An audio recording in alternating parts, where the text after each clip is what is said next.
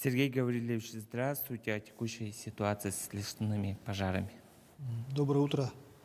Сегодня на территории республики действует 31 пожар на общей площади 245 тысяч гектар. Из них ведется тушение 10 лесных пожаров на общей площади 142 тысячи гектар. Это на территории 8 районов республики. Из них у нас локализовано 3 пожара на площади 104 тысячи гектар в 3 улусах республики.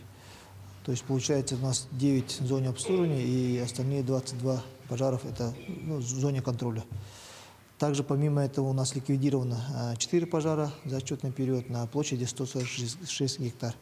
И при этом имеются новые пожары, это 6 пожаров на общей площади больше 100 тысяч гектар. Всего на тушении задействовано у нас 228 человек и 36 единиц техники. Также работает авиация. Вертолеты Ми-8 работали в Усть-Алданском районе и Усманском районе на тушении лесных пожаров.